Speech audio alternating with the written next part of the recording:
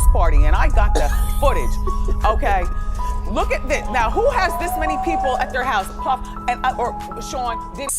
You're sitting in a packed courtroom, the air so tense you could slice it with a knife. At the front sits one of the most powerful names in hip-hop, Sean Diddy Combs.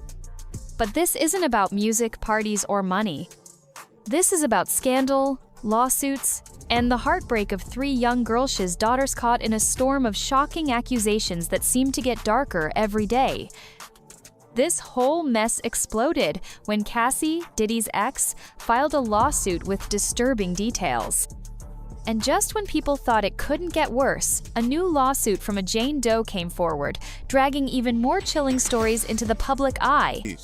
So, what you think about that? Do you think she was the only one getting banged by him? Do you think this man had this woman search for prostitutes online just for them to have sex with her? Suddenly, what used to be whispers in the industry turned into screaming headlines, backed by court documents and jaw-dropping testimonies. But here's where it gets even more emotional. Diddy's daughters, Chance, and the twins Delilah and Jessie aren't just hearing this stuff on the news like the rest of us. They're showing up in court, sitting there, listening to all of it. Imagine being a teenager, hearing people describe your dad in the most disturbing ways possible, right in front of you. And while many are questioning why they're there, others believe it's a movie and image Plato show Diddy as a family man, hoping to soften the blow in the eyes of the jury. By the way, before we continue, don't forget to like this video and subscribe to the channel. It really helps us grow and share more intriguing stories. Now let's continue. The courtroom wasn't just filled with lawyers and press, it became a theater of shock when graphic testimony started pouring in. The most disturbing moments came from a man named Daniel Phillip, a male escort who stepped up to testify about what he says he witnessed between Diddy and Cassie. And it wasn't vague. Daniel described in vivid, stomach-turning detail what went on behind those luxurious, heavily guarded doors.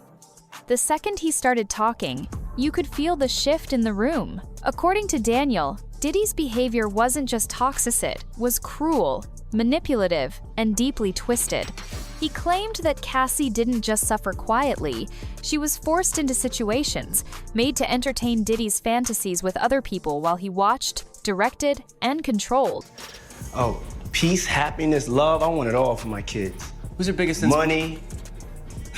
Who's your biggest inspiration? And this kid right here, my son. Christian. How you?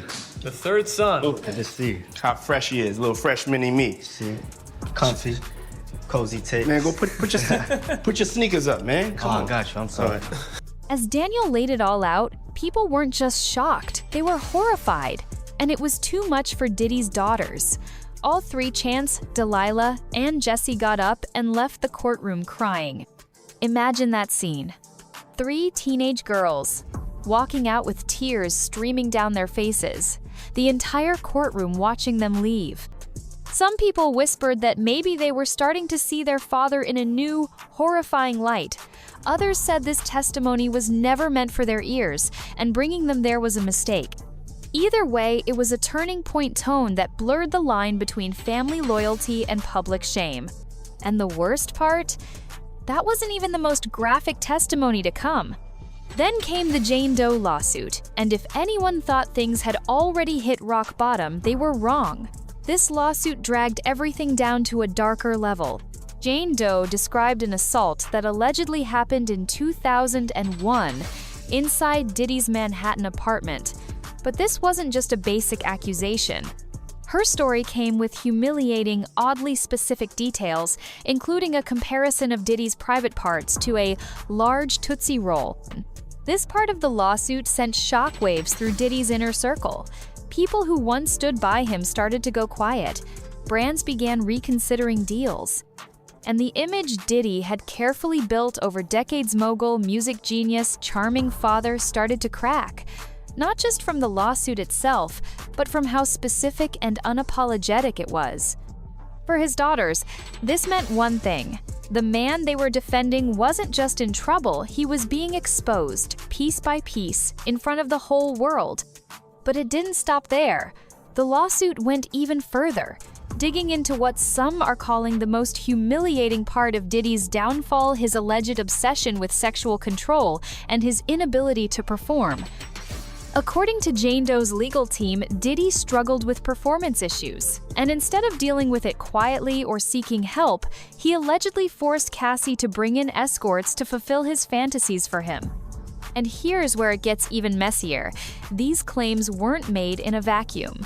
Jane Doe, Diddy's former bodyguard, stepped up and backed parts of the story. She say that, in this lawsuit that, Diddy, he enjoyed watching her get smashed by BBCs. So, what you think about that?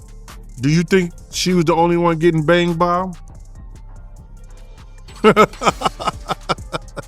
Do you think this man had this woman search for prostitutes online just for them to have sex with her? He claimed this wasn't new behavior. He said he saw it, heard it, and in some cases had to clean up the mess. We're talking about years of secrets now being aired out in court. Think about that. A man who built an empire on confidence and control, now being exposed for hiding behind other people to get what he wanted. Not only was his reputation as a music mogul at stake, but also his identity as a man, a partner, a father. For his daughters, it meant facing a side of their father they likely never knew existed. And for the public, it raised one big question: if even his closest bodyguard is confirming these stories, how much of it is really just rumor? This wasn't just a scandal anymore, it was starting to feel like a collapse. Just when you thought the situation couldn't spiral any further, another bombshell hit the spotlight, this time from the shadows of Hollywood gossip. A blind item began making the rounds, hinting at a messy breakup between Diddy and actress Sienna Miller. But it wasn't just a normal breakup.